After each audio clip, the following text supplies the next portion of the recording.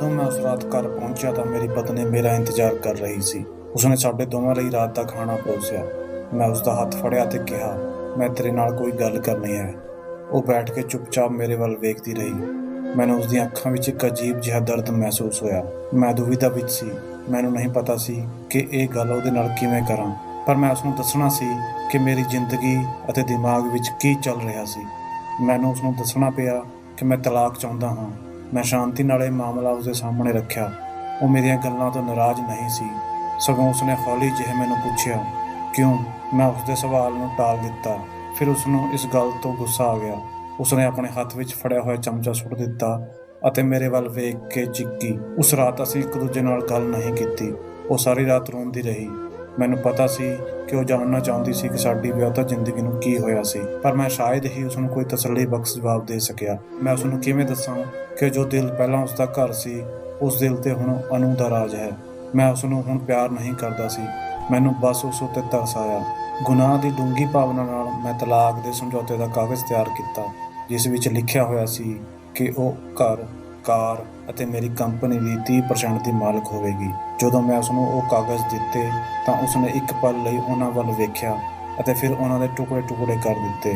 ਜਿਸ ਔਰਤ ਨੇ ਆਪਣੀ ਜ਼ਿੰਦਗੀ ਦੇ 10 ਸਾਲ ਮੇਰੇ ਨਾਲ ਬਿਤਾਏ ਸਨ, ਉਹ ਹੁਣ ਮੈਨੂੰ ਅਜਨਬੀ ਲੱਗਣ ਲੱਗ ਪਈ ਸੀ। ਉਸਨੇ ਜੋ ਮੇਰੇ ਤੇ ਆਪਣਾ ਸਮਾਂ ਅਤੇ ਊਰਜਾ ਖਰਚ ਕੀਤੀ ਸੀ, ਉਸ ਲਈ ਮੈਨੂੰ ਬਹੁਤ ਅਫਸੋਸ ਹੈ, ਪਰ ਮੈਂ ਜੋ ਕਿਹਾ ਉਹ ਵਾਪਸ ਨਹੀਂ ਲੈ ਸਕਦਾ, ਕਿਉਂਕਿ ਮੈਂ ਅਨੂ ਨੂੰ ਪਿਆਰ ਕਰਦਾ ਹਾਂ। ਅੰਤ ਵਿੱਚ ਉਹ ਮੇਰੇ ਸਾਹਮਣੇ ਉੱਚੀ-ਉੱਚੀ ਰੋਈ, ਜਿਸ ਦੀ ਮੈਨੂੰ ਉਮੀਦ ਸੀ। ਮੇਰੇ ਲਈ ਉਸਦਾ ਰੋਣਾ ਅਸਲ ਵਿੱਚ ਇੱਕ ਤਰ੍ਹਾਂ ਦੀ ਰਿਹਾਈ ਸੀ। ਤਲਾਕ ਦਾ ਵਿਚਾਰ, ਜੋ ਮੈਨੂੰ ਕਈ ਹਫ਼ਤਿਆਂ ਤੋਂ ਪਰੇਸ਼ਾਨ ਕਰ ਰਿਹਾ ਸੀ, ਹੁਣ ਹੋਰ ਮਜ਼ਬੂਤ ਅਤੇ ਸਪਸ਼ਟ ਹੁੰਦਾ ਜਾਪਦਾ ਸੀ। ਅਗਲੇ ਦਿਨ ਮੈਂ ਬਹੁਤ ਦੇਰ ਨਾਲ ਘਰ ਵਾਪਸ ਆਇਆ ਅਤੇ ਉਸਨੂੰ ਮੇਜ਼ 'ਤੇ ਕੁਝ ਲਿਖਦਿਆਂ ਵੇਖਿਆ। ਮੈਂ ਰਾਤ ਦਾ ਖਾਣਾ ਨਹੀਂ ਖਾਧਾ ਅਤੇ ਸਿੱਧਾ ਸੌਂ ਗਿਆ, ਕਿਉਂਕਿ ਉਸ ਦਿਨ ਅਨੂ ਨੂੰ ਮਿਲ ਕੇ ਆਇਆ ਸੀ ਅਤੇ ਮੈਂ ਬਹੁਤ ਥੱਕ ਗਿਆ ਸੀ। ਜਦੋਂ ਮੈਂ ਜਾਗਿਆ, ਉਹ ਅਜੇ ਵੀ ਮੇਜ਼ 'ਤੇ ਲਿਖ ਰਹੀ ਸੀ। ਮੈਨੂੰ ਕੋਈ ਪਰਵਾਹ ਨਹੀਂ ਸੀ, ਇਸ ਲਈ ਮੈਂ ਪਲਟ ਗਿਆ ਅਤੇ ਦੁਬਾਰਾ ਸੌਂ ਗਿਆ। ਸਵੇਰੇ ਉਸਨੇ ਮੈਨੂੰ ਆਪਣੇ ਤਲਾਕ ਦੀਆਂ ਸ਼ਰਤਾਂ ਦੱਸੀਆਂ। ਉਹ ਮੇਰੇ ਤੋਂ ਕੁਝ ਨਹੀਂ ਚਾਹੁੰਦੀ ਸੀ, ਪਰ ਉਹ ਤਲਾਕ ਤੋਂ ਪਹਿਲਾਂ 1 ਮਹੀਨੇ ਦਾ ਨੋਟਿਸ ਚਾਹੁੰਦੀ ਸੀ। ਉਸਨੇ ਬੇਨਤੀ ਕੀਤੀ ਕਿ ਉਸ 1 ਮਹੀਨੇ ਵਿੱਚ ਅਸੀਂ ਦੋਵੇਂ ਆਮ ਵਾਂਗ ਜ਼ਿੰਦਗੀ ਬਤੀਤ ਕਰਾਂਗੇ। ਉਸਦੇ ਲਈ ਅਜਿਹਾ ਕਰਨ ਦਾ ਇੱਕ ਕਾਰਨ ਸੀ, ਕਿਉਂਕਿ ਸਾਡੇ ਬੇਟੇ ਦੇ 1 ਮਹੀਨੇ ਵਿੱਚ ਇਮਤਿਹਾਨ ਸਨ ਅਤੇ ਉਹ ਸਾਡੇ ਟੁੱਟੇ ਹੋਏ ਵਿਆਹ ਨਾਲ ਉਸਨੂੰ ਮਾਨਸਿਕ ਤੌਰ ਤੇ ਪਰੇਸ਼ਾਨ ਨਹੀਂ ਕਰਨਾ ਚਾਹੁੰਦੀ ਸੀ। ਮੈਂ ਵੀ ਇਹ ਗੱਲ ਮੰਨ ਲਈ, ਕਿਉਂਕਿ ਪੁੱਤ ਸਾਡੇ ਦੋਹਾਂ ਦਾ ਹੀ ਸੀ, ਪਰ ਉਸਦੀ ਇੱਕ ਸ਼ਰਤ ਹੋਰ ਸੀ। ਉਸਨੇ ਮੈਨੂੰ ਯਾਦ ਕਰਾਉਂਦੇ ਹੋਏ ਕਿਹਾ, ਵਿਆਹ ਵਾਲੇ ਦਿਨ ਕਿਵੇਂ ਮੈਂ ਉਸਨੂੰ ਗੋਦੀ ਵਿੱਚ ਚੱਕ ਕੇ ਆਪਣੇ ਕਮਰੇ ਵਿੱਚ ਲੈ ਗਿਆ ਸੀ। ਉਸਨੇ ਕਿਹਾ ਕਿ ਮੈਂ ਇਸ 1 ਮਹੀਨੇ ਲਈ ਹਰ ਰੋਜ਼ ਉਸਨੂੰ ਆਪਣੇ ਬੈੱਡਰੂਮ ਤੋਂ ਬਾਹਰ ਵਾਲੇ ਦਰਵਾਜ਼ੇ ਤੱਕ ਗੋਦੀ ਵਿੱਚ ਚੱਕ ਕੇ ਲੈ ਕੇ ਜਾਵਾਂ। ਮੈਂ ਸੋਚਿਆ ਕਿਤੇ ਉਹ ਪਾਗਲ ਤਾਂ ਨਹੀਂ ਹੋ ਗਈ, ਪਰ ਮੈਂ ਉਸ ਨਾਲ ਆਪਣੇ ਆਖਰੀ ਦਿਨਾਂ ਵਿੱਚ ਕੋਈ ਡਰਾਮਾ ਨਹੀਂ ਸੀ ਚਾਹੁੰਦਾ, ਇਸ ਲਈ ਮੈਂ ਉਸਦੀ ਅਜੀਬ ਸ਼ਰਤ ਮੰਨ ਲਈ।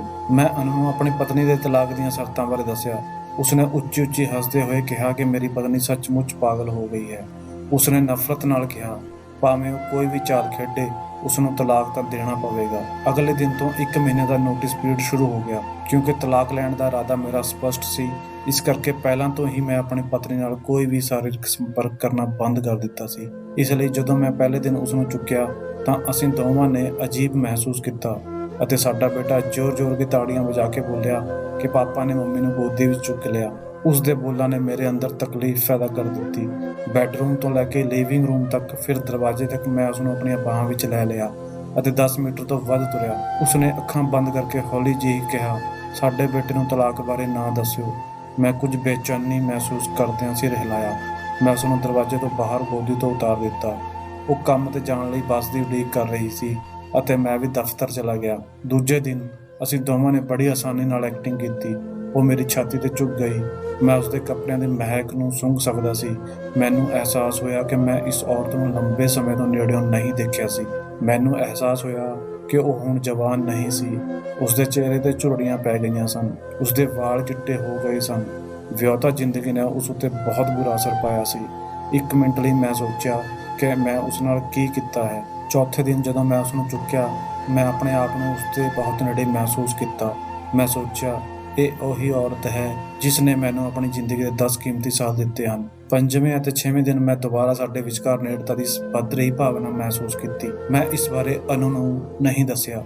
ਜਿਵੇਂ-ਜਿਵੇਂ ਦਿਨ ਬੀਤਦੇ ਗਏ, ਮੇਰੇ ਲਈ ਉਸਨੂੰ ਚੁੱਕਣਾ ਆਸਾਨ ਹੁੰਦਾ ਗਿਆ। ਮੈਂ ਸੋਚਿਆ ਸ਼ਾਇਦ ਹਰ ਰੋਜ਼ ਇਸ ਕਸਰਤ ਨੇ ਮੈਨੂੰ ਮਜ਼ਬੂਤ ਬਣਾ ਦਿੱਤਾ ਹੈ। ਇੱਕ ਸਵੇਰ ਮੈਂ ਦੇਖਿਆ ਕਿ ਉਹ ਪਾਉਣ ਲਈ ਆਪਣੇ ਕੁਝ ਕੱਪੜੇ ਦੇਖ ਰਹੀ ਸੀ। ਉਸਨੇ ਬਹੁਤ ਸਾਰੇ ਕੱਪੜੇ ਪਾਉਣ ਦੀ ਕੋਸ਼ਿਸ਼ ਕੀਤੀ, ਪਰ ਇੱਕ ਵੀ ਅਜਿਹਾ ਕੱਪੜਾ ਨਹੀਂ ਮਿਲਿਆ ਜੋ ਉਸਦੇ ਫਿੱਟ ਆਉਂਦਾ ਹੋਵੇ। ਫਿਰ ਉਸਨੇ ਇੱਕ ਡੂੰਘਾ ਸਾਹ ਲਿਆ। ਉਸਨੇ ਕਿਹਾ, ਮੇਰੇ ਸਾਰੇ ਕੱਪੜੇ ਖੁੱਲੇ ਹੋ ਗਏ ਹਨ। ਮੈਨੂੰ ਅਚਾਨਕ ਅਹਿਸਾਸ ਹੋਇਆ ਕਿ ਉਹ ਕਿੰਨੀ ਪਤਲੀ ਹੋ ਗਈ ਸੀ। ਮੈਨੂੰ ਹੁਣ ਸਮਝ ਲੱਗਿਆ ਕਿ ਕਿਉਂ ਮੈਂ ਉਸਨੂੰ ਇੰਨੀ ਆਸਾਨੀ ਨਾਲ ਚੁੱਕ ਸਕਿਆ ਸੀ। ਅਚਾਨਕ ਇੱਕ ਖਿਆਲ ਨੇ ਮੈਨੂੰ ਅੰਦਰੋਂ ਝੰਜੋੜ ਕੇ ਰੱਖ ਦਿੱਤਾ। ਕਿੰਨਾ ਦਰਦ ਤੇ ਉਦਾਸੀ ਉਹ ਆਪਣੇ ਦਿਲ ਵਿੱਚ ਦਬਾ ਰਹੀ ਹੋਵੇਗੀ, ਜਿਸ ਕਾਰਨ ਉਹ ਇੰਨੀ ਪਤਲੀ ਤੇ ਕਮਜ਼ੋਰ ਹੋ ਗਈ ਹੈ। ਅਵਚੇਤਨ ਤੌਰ ਤੇ ਮੈਂ ਇਸ ਬਾਰੇ ਕਦੇ ਨਹੀਂ ਸੀ ਸੋਚਿਆ। ਮੈਂ ਉਸਦੇ ਸਿਰ ਨੂੰ ਛੂਹਿਆ। ਸਾਡਾ ਬੇਟਾ ਉਸ ਸਮੇਂ ਅੰਦਰ ਆਇਆ ਤੇ ਕਹਿਣ ਲੱਗਾ, ਪਾਪਾ, ਮੰਮੀ ਨੂੰ ਚੁੱਕਣ ਦਾ ਸਮਾਂ ਹੋ ਗਿਆ ਹੈ। ਮੈਂ ਇਹ 1 ਮਹੀਨਾ ਨੋਟਿਸ ਕੀਤਾ ਕਿ ਮੇਰਾ ਹਰ ਰੋਜ਼ ਉਸਦੀ ਮਾਂ ਨੂੰ ਚੁੱਕਣਾ ਉਸਦੀ ਜ਼ਿੰਦਗੀ ਦਾ ਜ਼ਰੂਰੀ ਹਿੱਸਾ ਬਣ ਗਿਆ ਸੀ। ਮੇਰੀ ਪਤਨੀ ਨੇ ਸਾਡੇ ਬੇਟੇ ਨੂੰ ਨੇੜੇ ਆਉਣ ਦਾ ਇਸ਼ਾਰਾ ਕੀਤਾ ਅਤੇ ਉਸ ਨੂੰ ਕੱਸ ਕੇ ਜੱਫੀ ਪਾ ਲਈ। ਮੈਂ ਆਪਣਾ ਮੂੰਹ ਮੋੜ ਲਿਆ ਕਿਉਂਕਿ ਮੈਨੂੰ ਡਰ ਸੀ, ਆਖਰੀ ਪਲ ਤੇ ਮੇਰਾ ਮਨ ਬਦਲ ਸਕਦਾ ਹੈ। ਫਿਰ ਮੈਂ ਉਸ ਨੂੰ ਆਪਣੀਆਂ ਬਾਹਾਂ ਵਿੱਚ ਚੁੱਕ ਲਿਆ। ਬੈਡਰੂਮ ਤੋਂ ਬਾਹਰ ਦਰਵਾਜ਼ੇ ਤੱਕ ਤੁਰਿਆ। ਉਸਨੇ ਹੌਲੀ ਅਤੇ ਕੁਦਰਤੀ ਤੌਰ ਤੇ ਆਪਣੀਆਂ ਬਾਹਾਂ ਮੇਰੇ ਗਲੇ ਦੁਆਲੇ ਪਾ ਦਿੱਤੀਆਂ। ਮੈਂ ਉਸਦੇ ਸਰੀਰ ਨੂੰ ਕੱਸ ਕੇ ਫੜ ਲਿਆ।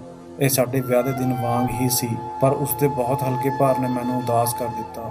ਇਸ ਤੋਂ ਪਹਿਲਾਂ ਜਦੋਂ ਵੀ ਮੈਂ ਉਸਨੂੰ ਬਾਹਾਂ ਵਿੱਚ ਚੁੱਕਦਾ ਹੁੰਦਾ ਸੀ, ਉਸਦਾ ਭਾਰ ਜ਼ਿਆਦਾ ਹੋਣ ਕਰਕੇ ਮੇਰੇ ਤੋਂ ਇੱਕ ਵੀ ਕਦਮ ਨਹੀਂ ਸੀ ਚਲਿਆ ਜਾਂਦਾ। ਸਾਡੇ ਬੇਟੇ ਦੇ ਸਕੂਲ ਜਾਣ ਤੋਂ ਬਾਅਦ ਮੈਂ ਉਸਨੂੰ ਕੱਸ ਕੇ ਫੜ ਲਿਆ ਤੇ ਕਿਹਾ, ਮੈਨੂੰ ਨਹੀਂ ਪਤਾ ਚੱਲਿਆ ਕਿ ਸਾਡੀ ਜ਼ਿੰਦਗੀ ਵਿੱਚ ਆਪਣੇਪਣ ਦੀ ਕਮੀ ਹੋ ਰਹੀ ਹੈ। ਇਸ ਤੋਂ ਬਾਅਦ ਮੈਂ ਦਫ਼ਤਰ ਚਲਾ ਗਿਆ। ਬਿਨਾਂ ਦਰਵਾਜ਼ਾ ਬੰਦ ਕੀਤੇ ਕਾਰ ਦੇ ਅੰਦਰ ਆ ਕੇ ਬੈਠ ਗਿਆ। ਮੈਨੂੰ ਡਰ ਸੀ ਕਿ ਥੋੜੀ ਜਿਹੀ ਦੇਰੀ ਨਾਲ ਵੀ ਮੇਰਾ ਮਨ ਬਦਲ ਜਾਵੇਗਾ। ਮੈਂ ਉੱਥੇ ਗਿਆ ਜਿੱਥੇ ਅਨੂ ਰਹਿੰਦੀ ਸੀ। ਅਨੂ ਨੇ ਦਰਵਾਜ਼ਾ ਖੋਲ੍ਹਿਆ ਅਤੇ ਮੈਂ ਉਸਨੂੰ ਕਿਹਾ, ਮਾਫ਼ ਕਰਨਾ ਅਨੂ, ਮੈਂ ਹੁਣ ਆਪਣੀ ਪਤਨੀ ਨੂੰ ਤਲਾਕ ਨਹੀਂ ਦੇ ਸਕਾਂਗਾ। ਉਸਨੇ ਹੈਰਾਨੀ ਨਾਲ ਮੇਰੇ ਵੱਲ ਦੇਖਿਆ ਅਤੇ ਫਿਰ ਮੇਰੇ ਮੱਥੇ ਨੂੰ ਛੂਹ ਕੇ ਪੁੱਛਿਆ, ਕੀ ਤੁਹਾਨੂੰ ਬੁਖਾਰ ਹੈ? ਮੈਂ ਉਸਦਾ ਹੱਥ ਆਪਣੇ ਸਿਰ ਤੋਂ ਹਟਾ ਦਿੱਤਾ। ਮਾਫ਼ ਕਰਨਾ ਅਨੂ, ਮੈਂ ਤਲਾਕ ਨਹੀਂ ਲਵਾਂਗਾ। ਮੇਰਾ ਵਿਆਹ ਸ਼ਾਇਦ ਬੋਰਿੰਗ ਸੀ ਕਿਉਂਕਿ ਮੈਂ ਤੇ ਮੇਰੀ ਪਤਨੀ ਜ਼ਿੰਦਗੀ ਦੇ ਛੋਟੇ-ਛੋਟੇ ਪਲਾਂ ਦੀ ਕਦਰ ਨਹੀਂ ਕਰਦੇ ਸਨ। ਅਤੇ ਮੈਨੂੰ ਅਹਿਸਾਸ ਹੋਇਆ ਕਿ ਜਦੋਂ ਮੈਂ ਉਸਨੂੰ ਸਾਡੇ ਵਿਆਹ ਵਾਲੇ ਦਿਨ ਘਰ ਲਿਆਇਆ ਸੀ, ਅਸੀਂ ਇੱਕ ਦੂਜੇ ਨਾਲ ਵਾਅਦਾ ਕੀਤਾ ਸੀ ਕਿ ਅਸੀਂ ਮੌਤ ਤੱਕ ਇੱਕ ਦੂਜੇ ਦਾ ਸਾਥ ਨਹੀਂ ਛੱਡਾਂਗੇ। ਇਹ ਸੁਣ ਕੇ ਅਨੂ ਅਚਾਨਕ ਸਦਮੇ ਤੋਂ ਜਾਗ ਗਈ। ਉਸਨੇ ਮੈਨੂੰ ਜ਼ੋਰਦਾਰ ਥੱਪੜ ਮਾਰਿਆ ਅਤੇ ਫਿਰ ਦਰਵਾਜ਼ਾ ਮੇਰੇ ਮੂੰਹ ਤੇ ਬੰਦ ਕਰ ਦਿੱਤਾ ਤੇ ਜ਼ੋਰ-ਜ਼ੋਰ ਕੇ ਰੋਣ ਲੱਗ ਗਈ। ਮੈਂ ਉਸਦੇ ਘਰੋਂ ਨਿਕਲ ਕੇ ਆਪਣੇ ਘਰ ਵੱਲ ਤੁਰ ਪਿਆ। ਰਸਤੇ ਵਿੱਚ ਮੈਂ ਇੱਕ ਫੁੱਲਾਂ ਦੀ ਦੁਕਾਨ ਤੋਂ ਆਪਣੀ ਪਤਨੀ ਲਈ ਫੁੱਲਾਂ ਦਾ ਗੁਲਦਸਤਾ ਖਰੀਦਿਆ। ਸੇਲਸ ਗਰਲ ਨੇ ਮੈਨੂੰ ਪੁੱਛਿਆ ਕਿ ਕਾਰਡ ਤੇ ਕੀ ਲਿਖਣਾ ਹੈ। ਮੈਂ ਮੁਸਕਰਾਇਆ ਅਤੇ ਲਿਖਿਆ, ਮੈਂ ਤੈਨੂੰ ਹਰ ਸਵੇਰ ਨੂੰ ਉਦੋਂ ਤੱਕ ਜਗਾਵਾਂਗਾ ਜਦੋਂ ਤੱਕ ਮੌਤ ਸਾਨੂੰ ਅਲੱਗ ਨਹੀਂ ਕਰ ਦਿੰਦੀ। ਉਸ ਸ਼ਾਮ ਮੈਂ ਹੱਥਾਂ ਵਿੱਚ ਫੁੱਲ ਅਤੇ ਚਿਹਰੇ ਤੇ ਇੱਕ ਵੱਡੀ ਮੁਸਕਰਾਹਟ ਲੈ ਕੇ ਘਰ ਪਹੁੰਚਿਆ। ਮੈਂ ਦੇਖਿਆ ਮੇਰੀ ਪਤਨੀ ਬੈੱਡ ਤੇ ਸ਼ਾਂਤੀ ਨਾਲ ਪਈ ਸੀ ਤੇ ਉਸਦਾ ਸਰੀਰ ਠੰਡਾ ਹੋ ਚੁੱਕਿਆ ਸੀ। ਉਹ ਮਰ ਚੁੱਕੀ ਸੀ। ਮੇਰੀ ਪਤਨੀ ਕਈ ਮਹੀਨਿਆਂ ਤੋਂ ਕੈਂਸਰ ਨਾਲ ਲੜ ਰਹੀ ਸੀ ਅਤੇ ਮੈਂ ਅਨੂ ਨਾਲ ਇੰਨਾ ਰੁੱਝਿਆ ਹੋਇਆ ਸੀ ਕਿ ਮੈਂ ਧਿਆਨ ਨਹੀਂ ਦਿੱਤਾ ਜਾਂ ਮਹਿਸੂਸ ਨਹੀਂ ਕੀਤਾ। ਉਸਨੂੰ ਪਤਾ ਸੀ ਕਿ ਉਸਦੀ ਜਲਦੀ ਮੌਤ ਹੋ ਜਾਵੇਗੀ ਅਤੇ ਉਹ ਮੈਨੂੰ ਸਾਡੇ ਬੇਟੇ ਦੀ ਨਕਾਰਾਤਮਕ ਪ੍ਰਤੀਕਿਰਿਆ ਤੋਂ ਬਚਾਉਣਾ ਚਾਹੁੰਦੀ ਸੀ। ਜੇ ਅਸੀਂ ਤਲਾਕ ਲੈ ਲੈਂਦੇ ਤਾਂ ਮੇਰਾ ਬੇਟਾ ਮੈਨੂੰ ਯਕੀਨਨ ਨਫ਼ਰਤ ਕਰਦਾ। ਘੱਟੋ ਘੱਟ ਸਾਡੇ ਬੇਟੇ ਦੀਆਂ ਨਜ਼ਰਾਂ ਵਿੱਚ ਮੈਂ ਇੱਕ ਪਿਆਰ ਕਰਨ ਵਾਲਾ ਪਤੀ ਸੀ। ਮੈਂ ਤਾਂ ਨਹੀਂ, ਸਗੋਂ ਮੇਰੀ ਪਤਨੀ ਨੇ ਆਖਰੀ ਸਾਹ ਤੱਕ ਉਸਦੇ ਨਾਲ ਰਹਿਣ ਦਾ ਵਾਅਦਾ ਪੂਰਾ ਕੀਤਾ। ਹਾਂ, ਹੁਣ ਤਾਂ ਸਾਰੀ ਉਮਰ ਪਛਤਾਵੇ ਦੀ ਅੱਗ ਵਿੱਚ ਸੜਨਾ ਪਵੇਗਾ, ਪਰ ਮੈਂ ਆਖਰੀ ਸਾਹ ਤੱਕ ਆਪਣੀ ਪਤਨੀ ਨੂੰ ਹੋਰ ਵੀ ਪਿਆਰ ਕਰਦਾ ਰਹਾਂਗਾ, ਭਾਵੇਂ ਉਹ ਮੇਰੇ ਨਾਲ ਹੋਵੇ ਜਾਂ ਨਾ। ਦੋਸਤੋ, ਇਹ ਜ਼ਿੰਦਗੀ ਦੇ ਛੋਟੇ-ਛੋਟੇ ਪਲ ਹੀ ਰਿਸ਼ਤੇ ਵਿੱਚ ਅਸਲ ਵਿੱਚ ਮਾਇਨੇ ਰੱਖਦੇ ਹਨ, ਨਾ ਕਿ ਇਹ ਮਹਿਲ, ਕਾਰ, ਜਾਇਦਾਦ ਅਤੇ ਬੈਂਕ ਬੈਲੈਂਸ। ਹਾਂ, ਇਹ ਸਭ ਖੁਸ਼ੀ ਲਈ ਅਨੁਕੂਲ ਮਾਹੌਲ ਬਣਾਉਂਦੇ ਹਨ, ਪਰ ਆਪਣੇ ਆਪ ਵਿੱਚ ਖੁਸ਼ੀ ਨਹੀਂ ਦੇ ਸਕਦੇ। ਇਸ ਲਈ ਆਪਣੇ ਜੀਵਨ ਸਾਥੀ ਨਾਲ ਦੋਸਤੀ ਕਰਨ ਲਈ ਸਮਾਂ ਕੱਢੋ ਅਤੇ ਇੱਕ ਦੂਜੇ ਲਈ ਛੋਟੇ-ਛੋਟੇ ਕੰਮ ਕਰੋ ਜੋ ਨਵੀਨਤਾ ਪੈਦਾ ਕਰਦੇ ਹਨ। ਇੱਕ ਅਸਲੀ ਸੁਖੀ ਵਿਆਹੁਤਾ ਜੀਵਨ ਜੀਓ। ਜੇਕਰ ਤੁਸੀਂ ਇਸ ਕਹਾਣੀ ਨੂੰ ਕਿਸੇ ਨੂੰ ਸ਼ੇਅਰ ਨਹੀਂ ਕਰਦੇ ਤਾਂ ਇਸ ਨਾਲ ਕੋਈ ਫਰਕ ਨਹੀਂ ਪਵੇਗਾ। ਹਾਂ, ਪਰ ਜੇਕਰ ਤੁਸੀਂ ਅਜਿਹਾ ਕਰਦੇ ਹੋ ਤਾਂ ਤੁਸੀਂ ਕਿਸੇ ਦੀ ਵਿਆਹੁਤਾ ਜ਼ਿੰਦਗੀ ਨੂੰ ਟੁੱਟਣ ਤੋਂ ਬਚਾ ਸਕਦੇ ਹੋ। ਧੰਨਵਾਦ।